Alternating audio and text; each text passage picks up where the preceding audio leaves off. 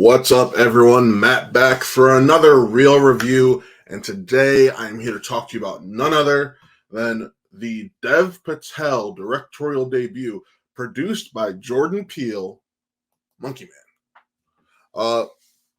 So I'm not gonna lie, I have, and I think I've said this before, I've gotten to a point where, because I'm doing this, if I can avoid trailers until the day I watch a movie, I do, because it's a thing of, okay, yes, I'm going to be reviewing this. I don't want to build up a hype in my head. I just want to judge a movie for itself and go from there.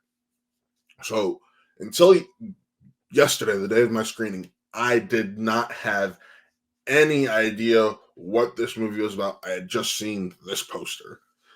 And a lot of my friends, whenever they tried to talk about it, were just like, Indian John Wick, it's Indian John Wick. And it's to a certain degree, they were right. But I will give it this. Monkey Man is a more nuanced revenge story. It is easily one of the films where you can see it's a first-time director, and knowing some of the issues they had on set, like broken equipment, having to shoot on Patel's phone, things like that. Pretty decent job. I didn't love it, but I did enjoy it. It's a film that, if you're looking for the John Wick action nonstop all the time, you're not going to get it. John Wick was, hey, his dog is killed, and then he goes on a rampage.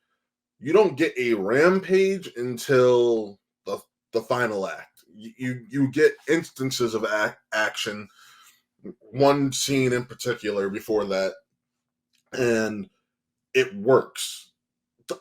It doesn't work well all the time, but it does work. There seems to have been a creative choice in terms of filming and filming the action sequences and editing them in this film. And I mean, at least I think it was based on how the story went, because at one point the action feels more frenetic. It feels all over the place. There's a ton of cuts, this, that, and the other. And then after our character reaches this point of clarity, there's no more shaky cam action, really. It seems like it's filmed differently, even though it's similar action sequences. And I thought that may have been an artistic choice. I'm not 100% sure, but I'm going to interpret it that way, having seen the film. And I thought that was a really interesting touch, not something you normally see in a film. And I was like, okay.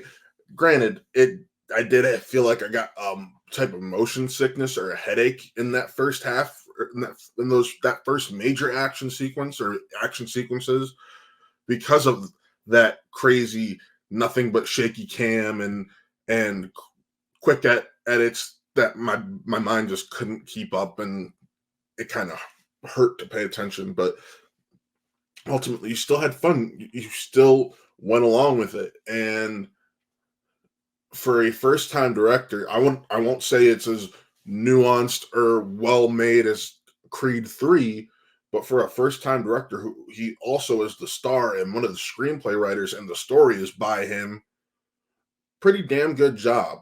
I wish there was more layers with a couple of the characters. It does have some messages in there that I think some people really need to pay attention to.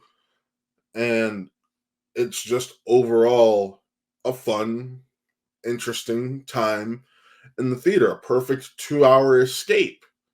So if I'm going to rate this film, it's just going to be a nice solid 3 out of 5. There's a lot of first-time director hallmarks in there that it's hard to look over. Those early action sequences, really rough.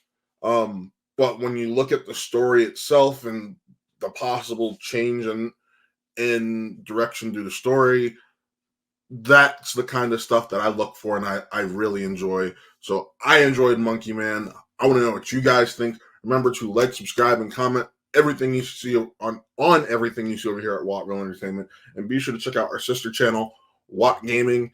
Taylor has been streaming like a madman. Did the Watch CW finale. He just did, or he's been doing Alan Wake. Just did this game called Murder House or Murder Bunny or something like that, and he's just doing so much over there on the Twitch. So if you don't know what our Twitch is, that is twitch.tv/WattRealEnt, as it is in this top corner. And yeah, just check out everything they're doing. It's a fun time. Hoping to get more on here sooner rather than later. We got our Fan Expo Cleveland preview dropping next week, and then the review dropping Monday or Tuesday after. So it's going to be fun. Really excited to go back to Fan Expo, and I'll talk about that sooner rather than later. But until then, folks, signing off. I am Matt, and this was another Real Review. We'll see you next time.